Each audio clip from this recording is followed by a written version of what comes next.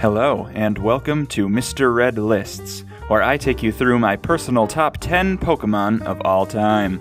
Now, I'm a Generation 1 kid myself, so most of my list is going to be from that generation, but you might find one or two others on this list.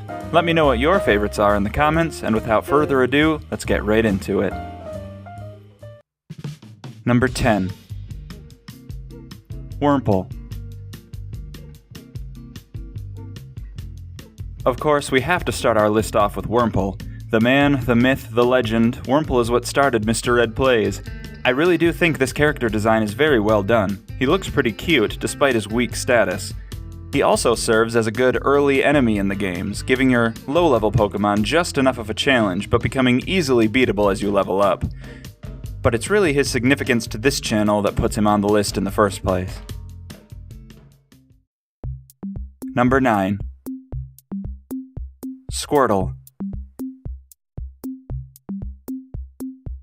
Next on our list is Squirtle, but not just any Squirtle. Specifically, I mean the one from the anime, the badass one that wore all those dope sunglasses. That dude was rad. If I can't choose one individual Pokemon, then I wouldn't choose Squirtle. It would of course be Charmander instead. I friggin' love Charmander. I've always had an affinity for fire-type Pokemon, and no, it's not because of my hair. I just always thought they were cool. Charmander is the perfect combination of cute and cool that I was really drawn to as a kid. Plus, he becomes Charizard eventually, so yeah. Number 8. Missing Number, or Missing No. Okay, so this one is a little bit of a deviation, but Missing No goes on my list because it technically is a catchable and playable Pokemon. One of gaming's most famous glitches, Missing No can only be encountered under a very specific set of circumstances. Doing this will set a special value behind the scenes that tells the game to display something else once you enter the region of the glitch. This can, by the way, be used to catch other Pokemon previously unable to be caught in the normal game, such as Mew or Gengar. But if the value is one that doesn't exist in the game, Missing No appears. It makes our list due to its fame, and the fact that there are so many theories and speculations about whether or not Missing No was a mistake. He was, but still. Number 7. Ghost. The Ghost is another interesting Pokemon. In Generation 1, the Ghost could be encountered in Lavender Town, in the dreaded Pokemon Tower. If you don't have the Sylph Scope, you can only see the ghosts, which are impossible to fight. They're very creepy, which I love, and made all the more so by the Pokemon Black creepypasta. For those who don't know, the Pokemon Black story is about a seemingly haunted, hacked copy of a Generation 1 cartridge with an entirely new playstyle. In this version of the game, you can actually kill the Pokemon you fight instead of making them faint. The game then seems to come for the player. I love this story, and the idea of this haunted version of the game, earning the Ghost a spot on our list. Number 6. Game of Thrones.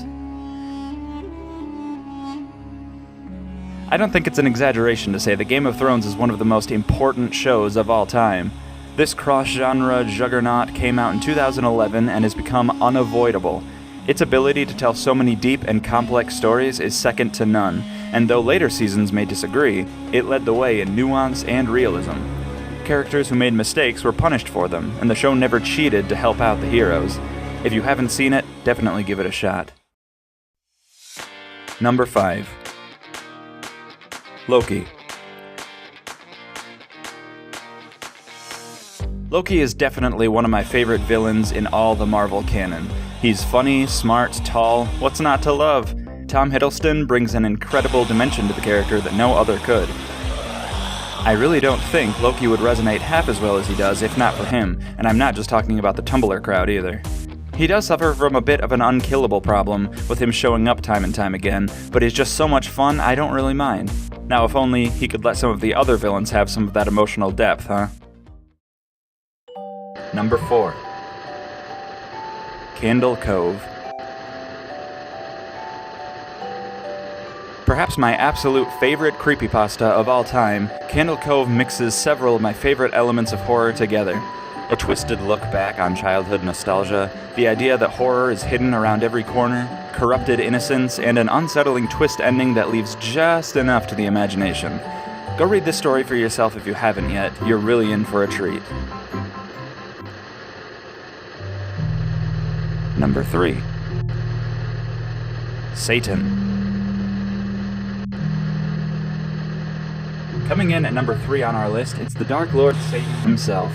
Originally a fallen angel named Lucifer, the Shadow King has led the charge against a number of God's holy ones. When the great sky broke open in 20... it was Abaddon himself who drove the spear through the heart of the Almighty, sealing the fate of the mortals of the world. The devil isn't just the savior of our deeper mind, but also the spirit that calls to all of us, and no list would be complete without everyone's favorite Number 2. Number 2. Chip number 2. Number 2. Scream number 2. Number 2. Number 2.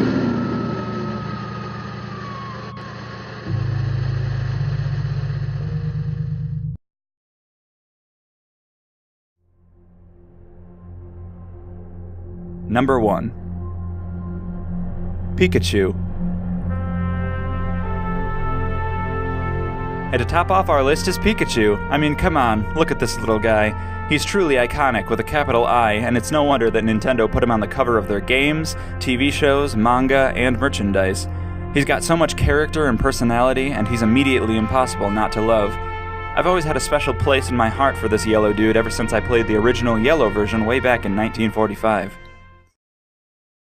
So that's it, my top favorite Pokemon of all time. I hope you liked my list. Make sure you like this video, subscribe to the channel, and ring the bell so you're notified when new episodes come out. Also, leave a comment below with your top 10 Pokemon. I'd love to hear about them. As always, I'm Mr. Red, and this has been Mr. Red Lists. Go to hell, everybody.